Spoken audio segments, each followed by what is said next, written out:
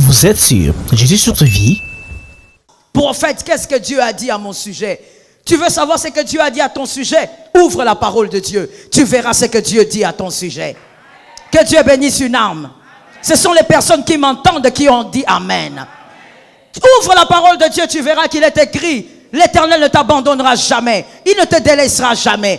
Quand il y a les vents violents, cherche Dieu, ne cherche pas les hommes.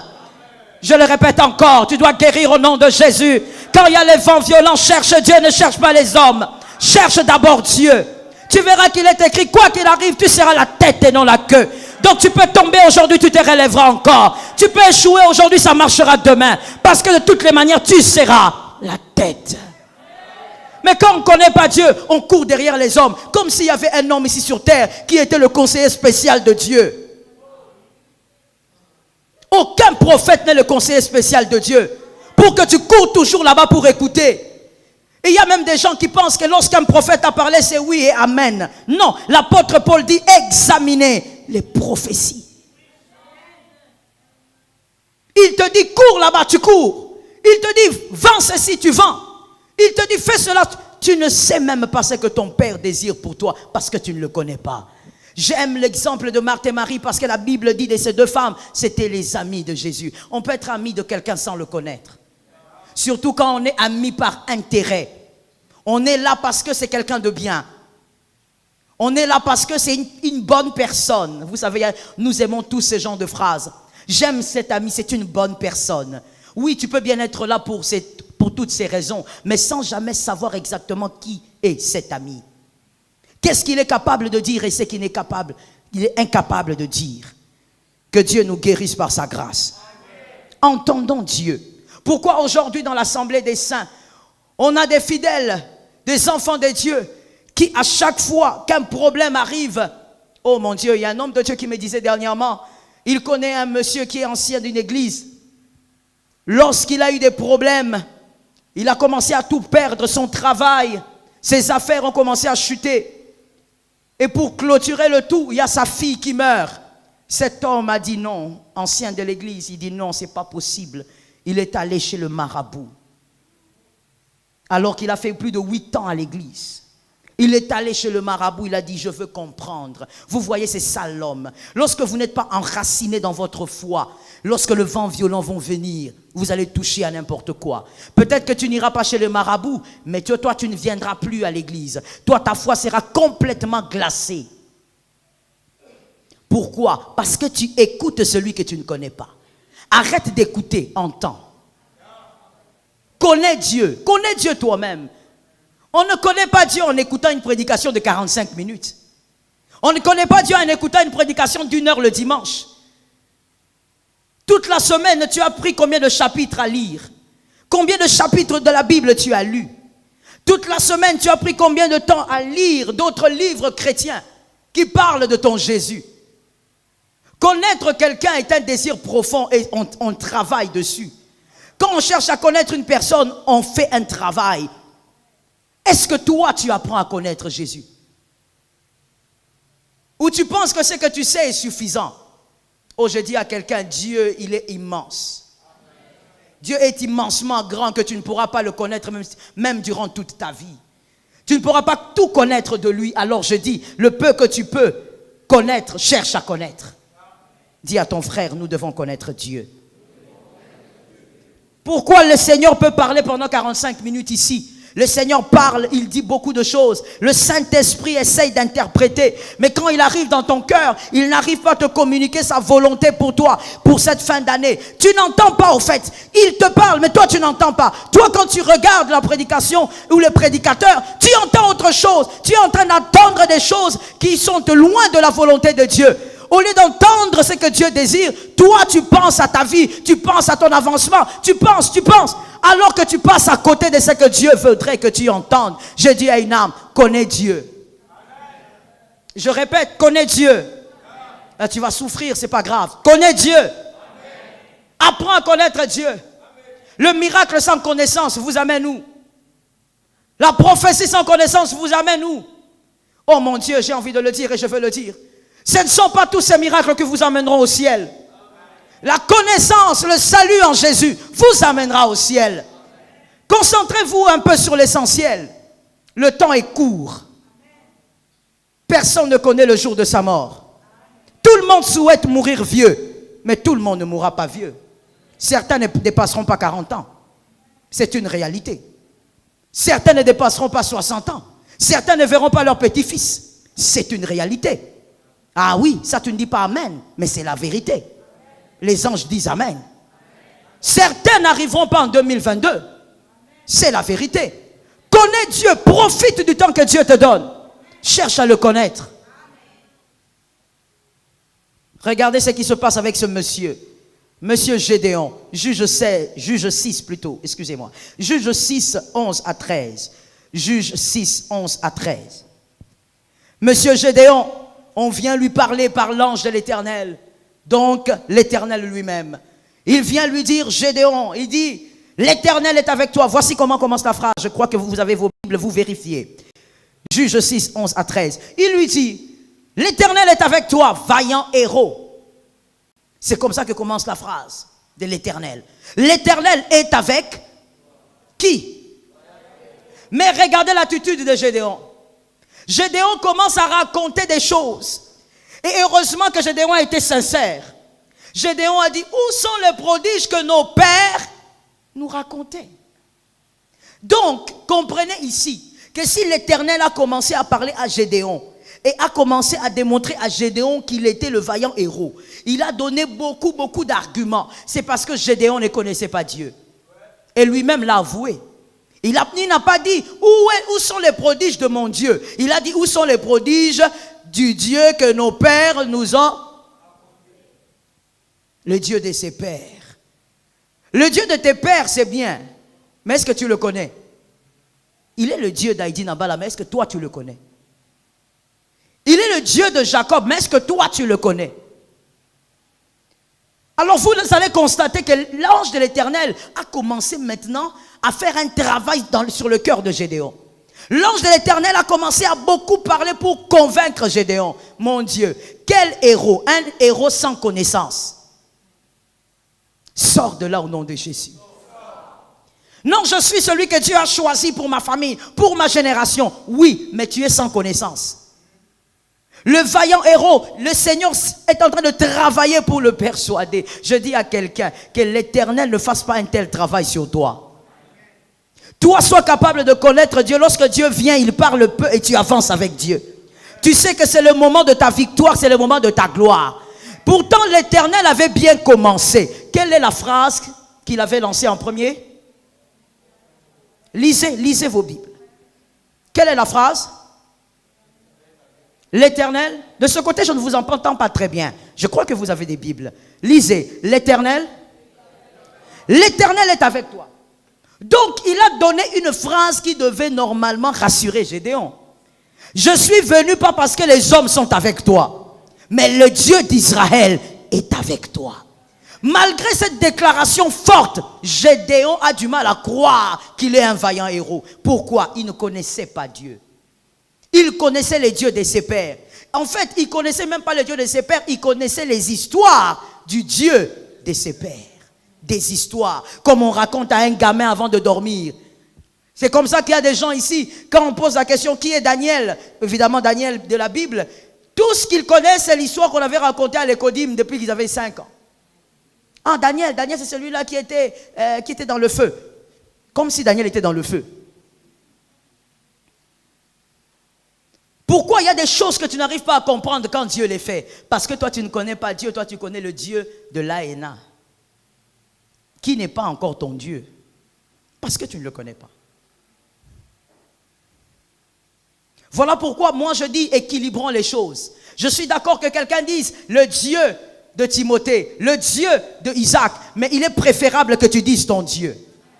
Parce que quand tu dis ton Dieu, c'est le Dieu que toi tu connais. C'est le Dieu avec qui tu as vécu des choses. Tu sais ce qu'il peut dire et ce qu'il ne peut pas dire. Tu sais là où il peut t'amener, là où il ne peut pas t'amener. Tu sais ce qu'il peut te donner, ce qu'il ne peut pas te donner. Oh mon Dieu. Tu sais qu'il est le Dieu que tu connais. Arrête de te cacher derrière les noms des gens. Cherche ton Dieu. Ça tombe sur toi au nom de Jésus. Ça tombe sur toi pour la deuxième fois au nom de Jésus. Arrête de t'agripper sur la foi des autres. Cherche ta propre foi. Dire le Dieu de Jacob, c'est la foi de Jacob. Le Dieu de Timothée, c'est la foi de Timothée. Cherche ta propre foi. Où est ta propre foi? Lorsque les vents violents arrivent, frère, on ne tient pas face aux vents violents avec le Dieu de Timothée. On tient face aux vents violents avec ton propre Dieu. Avec le Dieu que toi tu connais. Avec le Dieu que tu as touché. Avec le Dieu que tu as entendu. Avec le Dieu que tu as découvert. J'ai dit à une âme, sors de là au nom de Jésus et touche ton Dieu. Sois capable de toucher ton Dieu. Ne viens pas à l'église pour qu'on te présente les miracles. Il n'y a pas de miracle à te présenter ici. Ici, on te présente Jésus. Il est le porteur des miracles. Touche ton Dieu à ta manière et tu auras le miracle à ta façon. Sois comme la femme de la perte de sang. Elle a refusé qu'on puisse lui dire quoi que ce soit. Elle a décidé de prendre le miracle par l'habit. Je dis à quelqu'un, touche Dieu comme toi tu le comprends. Cherche à connaître Dieu. Dans tes temps libres, tu passes beaucoup de temps à écouter la musique. C'est bien d'écouter la musique, ça détend. C'est bien d'écouter la musique, on adore et on loue par la musique aussi. Mais équilibre les choses. Écoute les choses qui te font croître, qui te font grandir spirituellement, qui t'amènent à connaître Dieu. Écoute, généralement, c'est que moi j'ai constaté le peu de temps où j'ai eu à fouiner un peu dans les téléphones de certaines de mes filles. Plus de mes filles, j'évite des fils parce qu'on ne sait pas ce qu'on va trouver là-bas. Il y a des prédications, mais quel type de prédication? Des prédications du genre, voilà comment tu dois arriver à te marier. Tu dois te maquiller de cette manière. Tu dois te mettre dans un coin de rue et attendre des choses bizarres. Ce sont les choses, les genres de prédications que les gens aiment entendre. Comment tu vas faire pour devenir millionnaire? Là, les gens entendent. Comment tu vas faire pour, je ne sais pas, aller en Europe? Là, les gens entendent. Les gens écoutent des choses qui plaisent à la chair. Mais comment connaître Dieu? Très peu, tu vas avoir des gens en train d'écouter de manière concentrée, une prédication bien structurée, en train de parler de Jésus et de la croissance spirituelle. Non, pas ça. Ça dérange, ça chauffe les oreilles. Connais Dieu. On arrive doucement mais sûrement vers la fin de l'année. Je dis connais Dieu. Tu arriveras certainement le 31 décembre. Ah, c'est sûr. Mais dis-moi, est-ce que tu as cru cette année? Est-ce que tu as grandi? Est-ce que ta foi a grandi? Est-ce que tu connais Dieu autrement? Est-ce qu'il y a des facettes de Dieu que tu as découvertes? Laisse-moi te dire une chose, une vérité à retenir pour la vie. Lorsqu'on cherche à connaître Dieu en profondeur, Dieu vous ouvre certaines de ses facettes. Il vous révèle certaines de ses facettes. Tu sais pourquoi tu ne connais pas le Dieu des prodiges? Tu sais c'est quoi un prodige? Le prodige, ce n'est pas un miracle. Le prodige, c'est une chose qui est inimaginable. Le prodige, par exemple, c'est un pied qui pousse, qui a été amputé. Le prodige, par exemple, c'est une femme qui n'a pas de trompe et qui tombe enceinte et la grossesse évolue normalement. Le prodige, c'est l'inimaginable. Est-ce que tu as déjà vécu le prodige dans ta vie? Vois l'âge que tu as. Vois ton âge chrétien aussi. Est-ce que tu as déjà vécu un prodige? C'est-à-dire une chose qu'aucun homme, même les médecins disent, tu as un Dieu. Est-ce que tu as déjà vécu un prodige? Mais tu sais pourquoi le Dieu de prodige ne se manifeste pas? Parce que tu ne connais même pas encore le Dieu des miracles. Mais quand tu connais le Dieu de miracles, il va te manifester la facette prodige. Quand tu connais le Dieu des prodiges, il va ouvrir une autre facette. Plus tu connais Dieu, plus tu entres en profondeur, il t'ouvre ses facettes. Mais toi, le seul Dieu que tu veux connaître, c'est le Dieu qui parle. Seigneur, parle. Quand même tu dis le Dieu des prophètes, toi tu vois seulement le Dieu qui parle. Parler pour dire quoi à qui? Et ce qu'il te dira, comment tu vas gérer ce qu'il te dira. J'ai vu plusieurs fois, bien aimé, j'ai la grâce d'être pasteur, j'ai vu plusieurs fois le Seigneur dire à quelqu'un B, lui il fait Y. Le Seigneur dire à quelqu'un 4, lui il comprend 7. Pourquoi? Il ne connaît pas Dieu. Et quand tu dis à la personne, mais Dieu t'avait dit, oui, c'est parce que Dieu m'avait dit que j'ai fait ça. Mais tu n'as rien compris. Qu'est-ce que tu veux que Dieu te parle dans ta langue maternelle? Là n'est pas le problème. La personne ne connaît pas Dieu. Il ne comprend pas le système de fonctionnement de Dieu. Que l'Éternel nous délivre ce matin. Amen. Ne sois pas un Gédéon. En tout cas, un Gédéon qui est face à Dieu, un Dieu qui essaye de le convaincre parce qu'il ne connaît pas son Dieu. Apprends à connaître Dieu. Au nom de Jésus, apprends à connaître Dieu. Si je te pose la question telle que tu es là, est-ce que tu es un homme? Évidemment pour les hommes. Je te pose la question, est-ce que tu es un homme? Tu n'as pas besoin de vérifier pour savoir si tu es un homme. Tu sais que tu es un homme. Si je te demande si tu es une femme, si tu es une femme, tu sais que tu es une femme. Tu n'as pas besoin de vérifier. C'est une évidence. Tu dois connaître Dieu. Il faut que certaines choses soient évidentes pour toi. Que tu saches que moi avec Dieu, la manière dont Dieu vit avec moi, marche avec moi, ça, ce n'est pas possible dans ma vie. Tu dois marcher avec Dieu dans la profondeur de la connaissance de Dieu. Est-ce que quelqu'un entend bien? Mais aujourd'hui, il y a des gens qui viennent dans vos vies et vous font croire qu'ils connaissent votre dossier auprès de Dieu mieux que vous-même. C'est comme si Dieu a des secrétaires au ciel qui maîtrisent votre dossier. Et malheureusement, les plus vulnérables dans cette histoire-là, ce sont les femmes. Tu vois quelqu'un qui te dit, ah tu sais, ma sœur Léonce, Dieu en tout cas, cette nuit même, j'ai vu. Et Dieu m'a dit, aujourd'hui même, moi là, je deviens ton ange. Et toi tu vas dire, amen, alléluia. Dieu m'a exaucé. J'ai un ange physique. Quelqu'un va venir te dire, aujourd'hui même, Léonce, j'ai vu qu'à partir d'aujourd'hui, je dois commencer à venir dormir chez toi tous les jours. Et puis, je ne dois pas dormir par terre, sur ton lit. Et toi-même aussi, tu dois dormir sur le lit. Et tu vas lui dire, alléluia, Dieu m'a vu. Merci Seigneur. Donc, tu ne sais même pas voir la saleté. Tu ne sais même pas comprendre que ça, c'est la saleté. Toi, tu trouves que c'est pur parce qu'il s'est fait appeler prophète. Et pourtant, c'est la saleté à l'état pur. Mais comment tu ne sais pas? Oh mon Dieu. Oh Lord. Oh Lord. Je vais essayer de le dire de manière soignée. Il y a une sœur pour qui j'avais prié il y a peut-être 4 ans ou 5 ans. Une sœur très blessée dans son âme. Et je ne sais même pas si elle va mieux aujourd'hui. Ça fait 4 ans passés. Le problème avec la sœur, c'était quoi? Elle s'est fait engrosser par quelqu'un qui se faisait appeler prophète.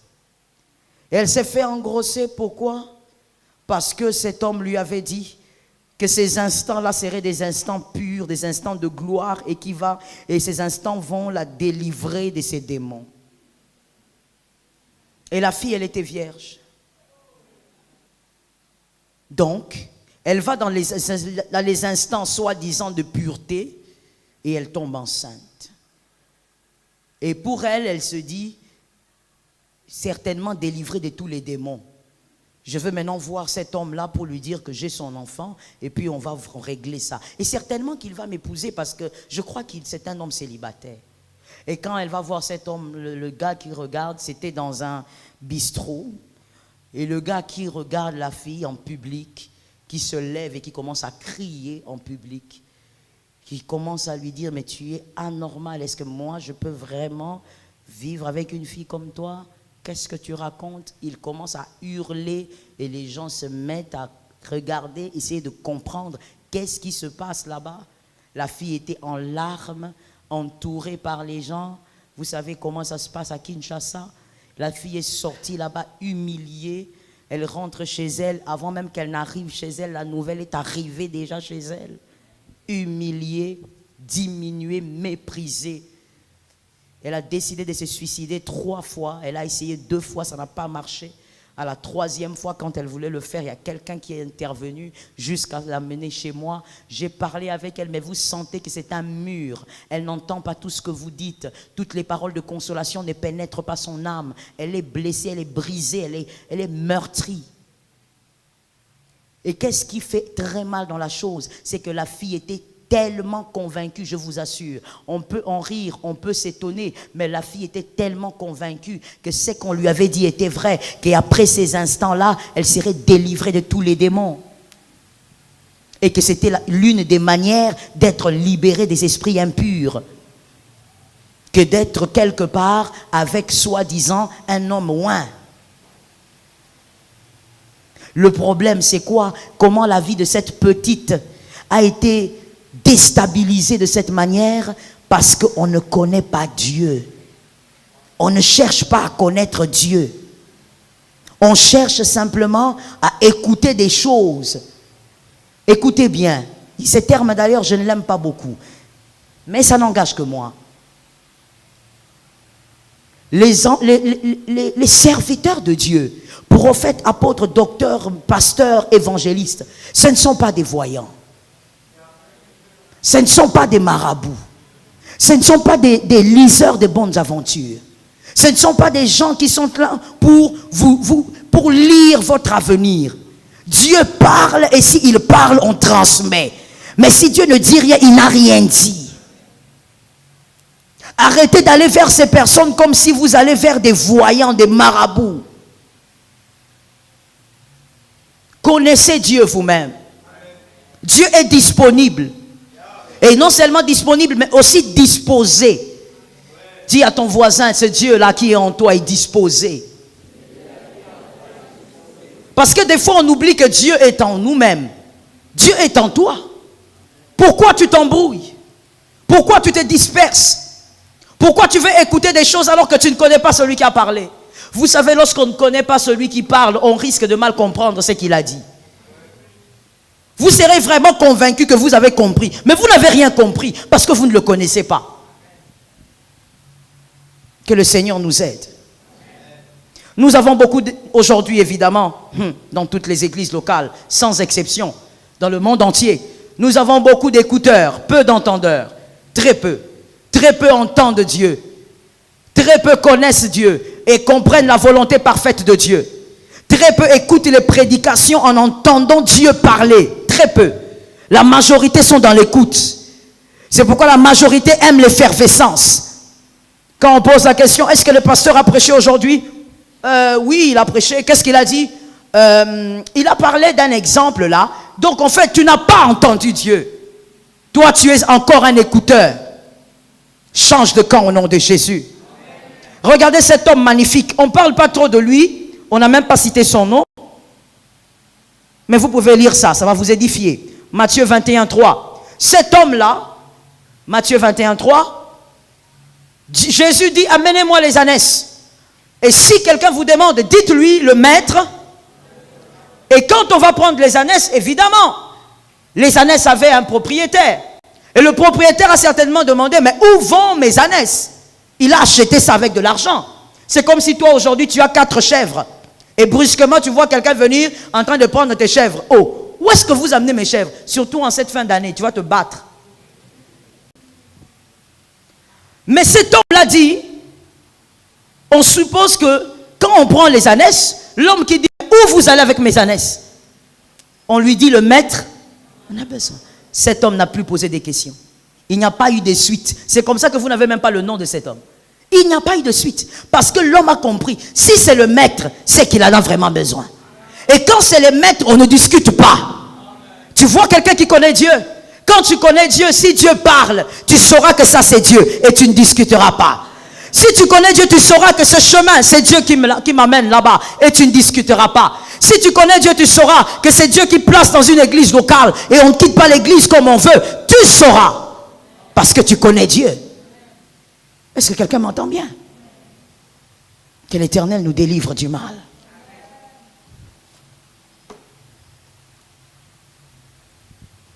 Lorsqu'on connaît Dieu, même lorsque Dieu est silencieux, on l'entend.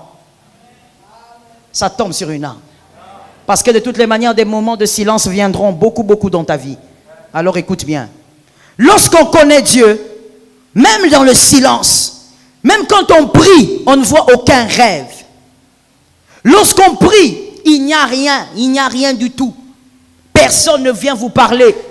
Lorsque vous lisez la Bible, vous n'écoutez pas le Saint-Esprit, vous interprétez la parole. Même dans le silence, vous apprendrez à décoder la volonté de Dieu. Parce que vous connaissez Dieu. Est-ce que quelqu'un m'entend bien? Je donne un exemple de vie, ça va vous aider à comprendre. Lorsqu'une femme est un homme sont mariés, quand la femme connaît son mari, elle sait que quand il est très en colère, par exemple, quand il est très en colère et que la femme vient lui parler, lui présenter un problème et que son mari ne dit rien, elle sait ce que ce silence veut dire. Est-ce que vous comprenez? Elle sait ce que ce silence veut dire. Pourquoi elle connaît cet homme? Il y a des enfants de Dieu qui s'agitent quand Dieu est silencieux. Or, nous oublions que le silence est aussi un langage. Qui a entendu? J'ai demandé qui a entendu et non qui a écouté. Que celui qui a entendu dise à son frère, le silence est aussi un langage. Le silence est aussi un langage. Il y a des gens qui disent, non, je ne comprends pas, Dieu ne dit rien. Il ne dit rien. Mais si tu le connaissais, tu aurais décodé le langage. Parce que le silence est un langage.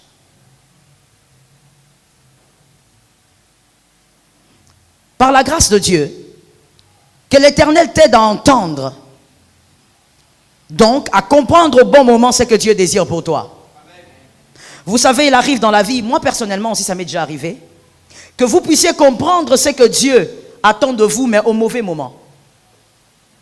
C'est-à-dire, vous avez compris en retard ce que vous devriez comprendre un peu plus tôt. Vous avez compris que Dieu désire pour vous, par exemple, un jeûne de 21 jours, mais vous l'avez compris 2 ans après. Donc, quelque part, vous avez pris du retard dans votre révélation, donc le retard aussi dans l'accomplissement des promesses. Que Dieu vous fasse grâce, entendez Dieu au bon moment et comprenez au bon moment ce qu'il décide pour vous. Que l'Éternel fasse grâce. Lorsqu'on connaît Dieu, on sait comprendre le langage de Dieu dans l'humiliation. On n'a pas peur. On est humilié, mais on entend Dieu. Plus l'humiliation est grande, on entend Dieu. On sait entendre Dieu dans les moments difficiles, on l'entendra. On sait entendre Dieu quand rien ne va, on sait l'entendre. J'aime Ruth, j'aime l'exemple de Ruth. Ruth a su entendre Dieu dans le moment le plus noir de sa vie. Mon souhait ce matin est que quelqu'un entende Dieu dans le moment le plus obscur de ta vie. Entends Dieu. Ruth dit à Naomi, ton peuple sera mon peuple. Écoutez une chose bizarre. Que quelqu'un me dise une chose bizarre. Que quelqu'un me dise une chose bizarre. L'obéissance est simple, mon frère. Que quelqu'un me dise une chose bizarre.